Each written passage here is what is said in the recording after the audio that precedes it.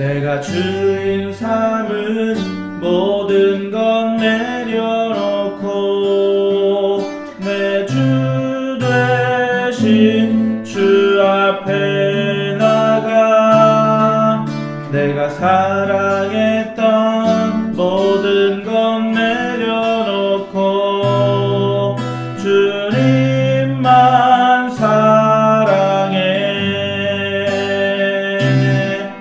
내가 주인 삼은 모든 것 내려놓고 내 주 대신 주 앞에 나가 내가 사랑했던 모든 것 내려놓고 주님만 사랑해. 주 사랑 거친 풍랑에도 깊은 바다처럼 나를 잠잠케 해. 주 사랑 내 영혼의 반석 그 사랑 위에 서리. 주 사랑 거친 풍랑에도 깊은 바다처럼 나를 잠잠케 해. 주 사랑 내 영혼의 반석 그 사랑 위에 서리. 주 사랑 주 사랑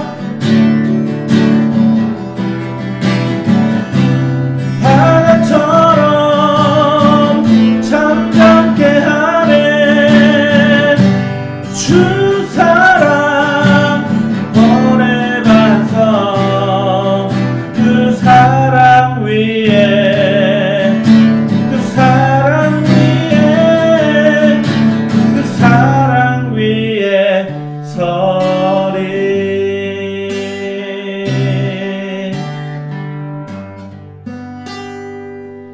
아멘. 자, 한 찬양 더 드리겠습니다. 한 찬양 더 드리겠는데 이번에는 아무것도 두려워한다를 하도록 하겠습니다. 네, 이 찬양집이 찬양 자, 찬양하겠습니다.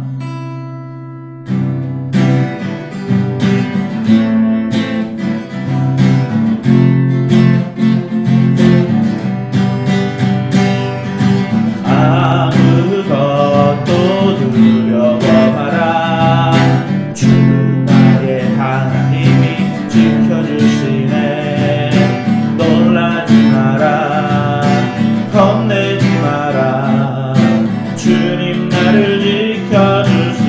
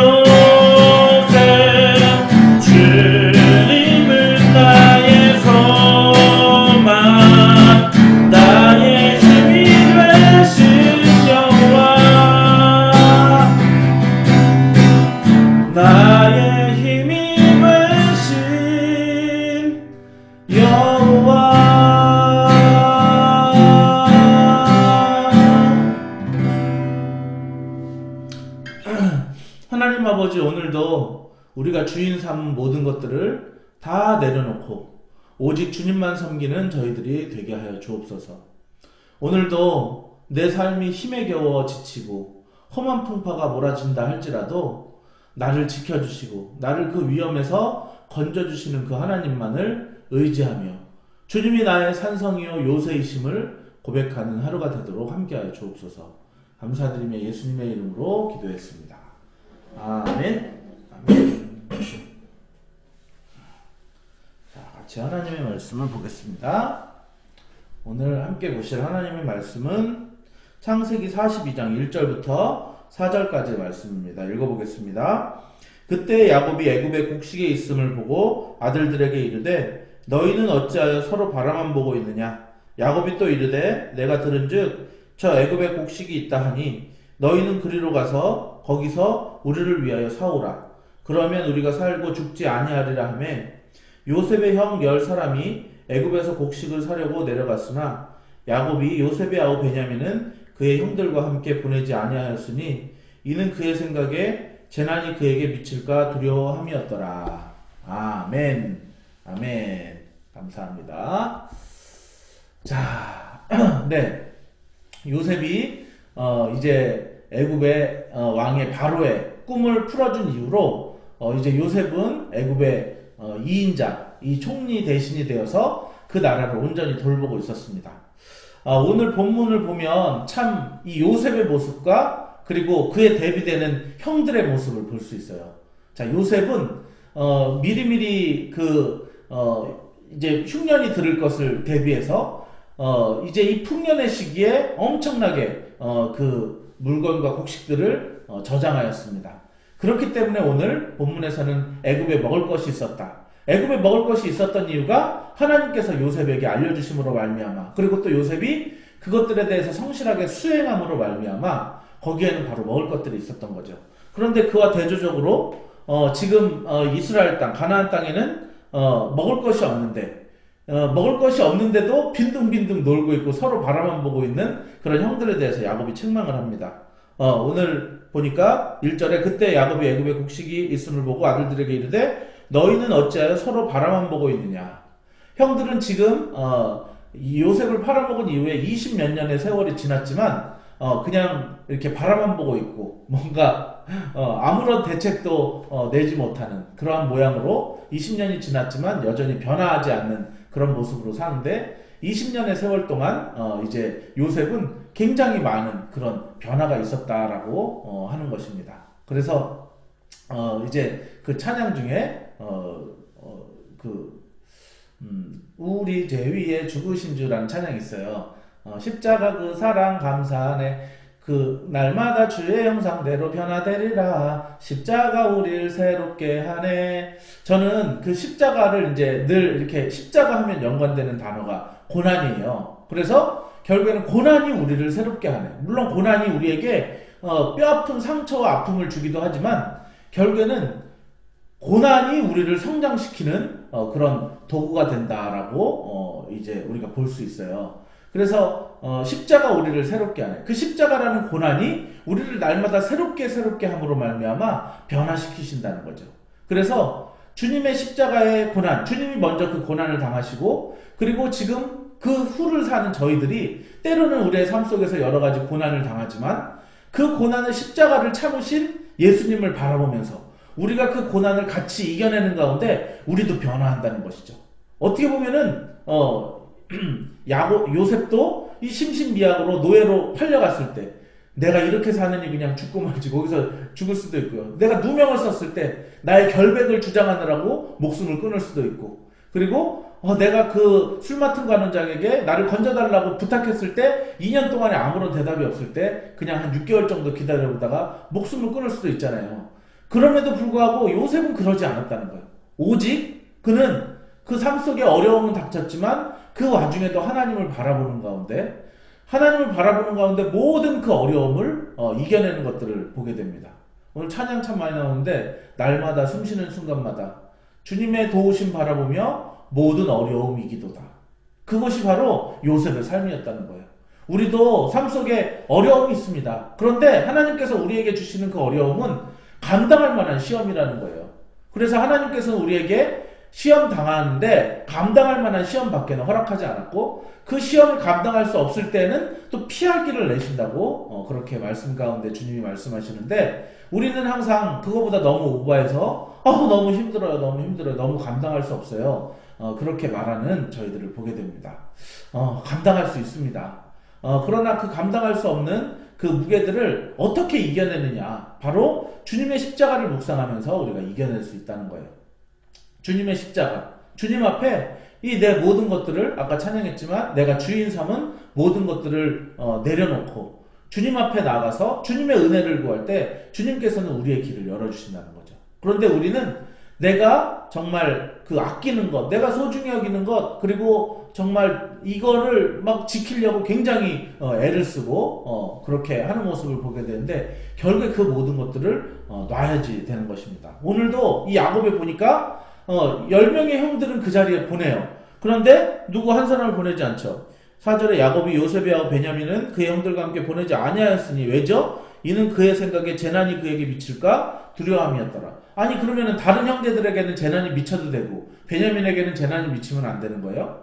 왜 그러냐면 자기가 가장 사랑했던 라헬, 그 라헬이 두 아들을 낳았는데 하나가 요셉이고 하나가 베냐민인데, 이 첫째 아들 요셉을 잃었기 때문에 그 둘째 막내 베냐민이라도 내가 놓치면 안 되니까, 얘라도 큰일 나면 안 되니까 얘를 내가 붙들고 있는데, 여러분들이 요셉 스토리를 아시겠지만 결국에는 이 베냐민을 내줘야지만 이 모든 요셉의 시험도 끝나고 이 모든 이야기들이 종결이 되거든요. 결국에는 이 이야기 이후에 결국 베냐민이 요셉이 이제 형들을 정탐으로 몰아가고, 그 정탐이로 몰아가는 것 중에 이거를 찾는 과정 가운데 이제 왜 니네 동생이 있는데 왜 안 데리고 왔냐, 자기들이 이제 말을 하니까 니네가 그거 안 데리고 오면은 너네 정탐꾼이다, 스파이다, 이렇게 얘기를 해서 결국에는 데려올 수밖에. 그래서 나중에 이제 야곱이 니네는 왜 쓸데없이 그런 말을 해가지고 내 가장 사랑하는 아끼는 자식을 보낼 수밖에 없게 그렇게 만드느냐라고 하는데, 결국에는 내가 이르면 이르리다라고 주님 앞에 고백하면서 그 아이를 놓았을 때, 오히려 놓았을 때